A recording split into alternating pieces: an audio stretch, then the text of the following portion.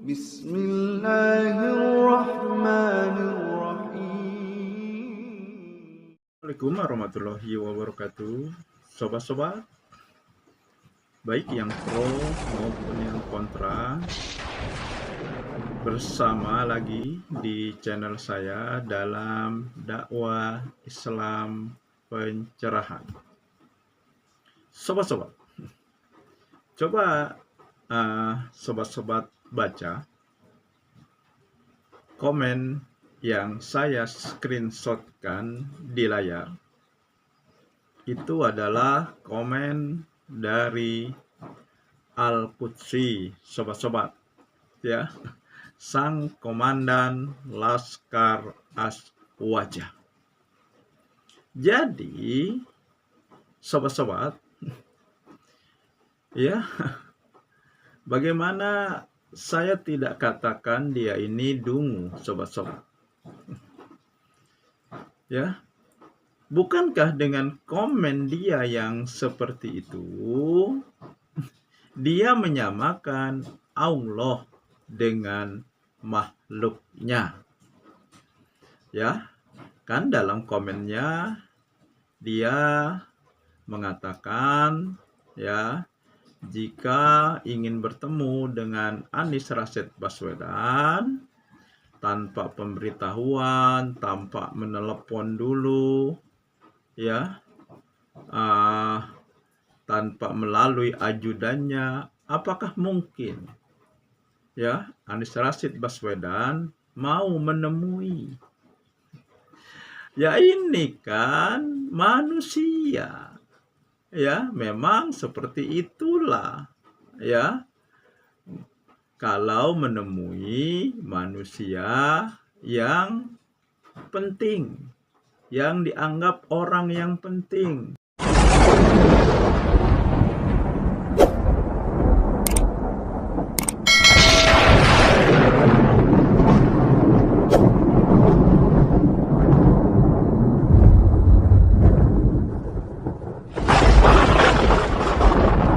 Pejabat, sobat-sobat, memang seperti itu protokolernya.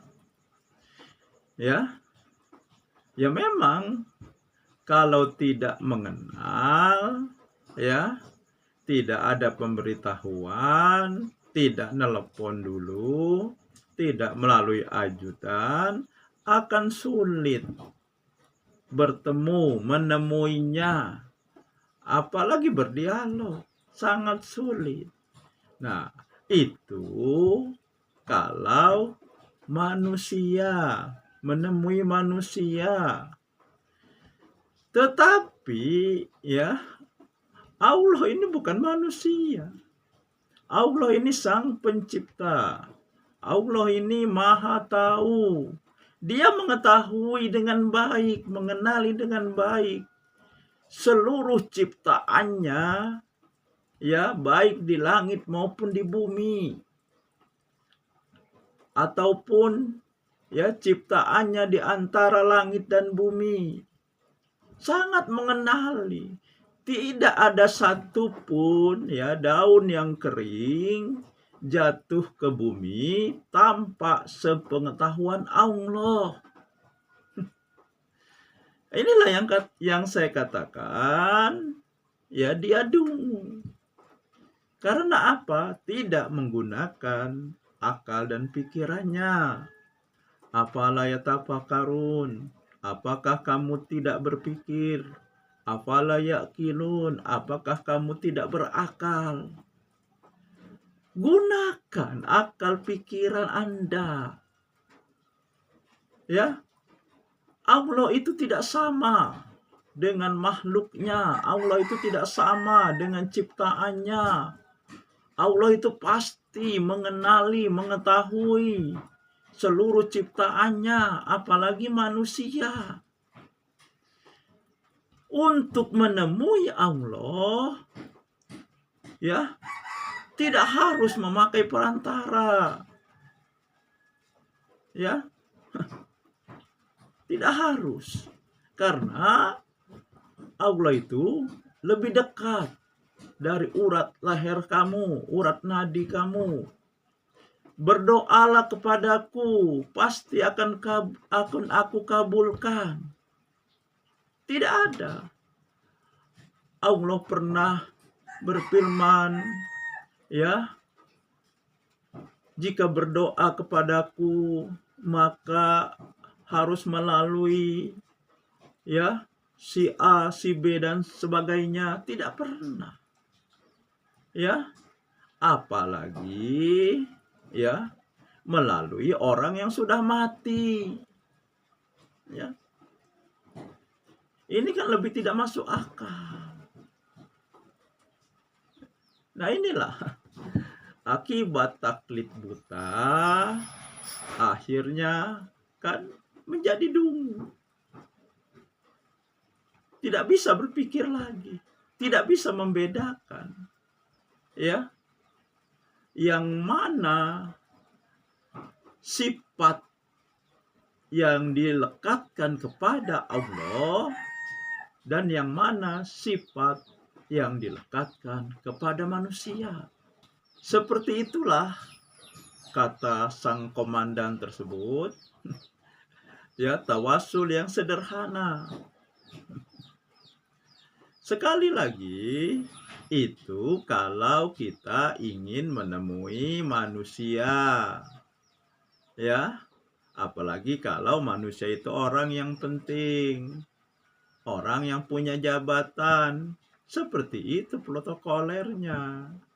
Tetapi kepada Allah kita bisa langsung. Kalaupun kita mau bertawasul, meminta orang lain untuk, ya, mendoakan kita, membantu kita berdoa, yaitu kepada orang yang masih hidup, bukan kepada orang yang sudah mati.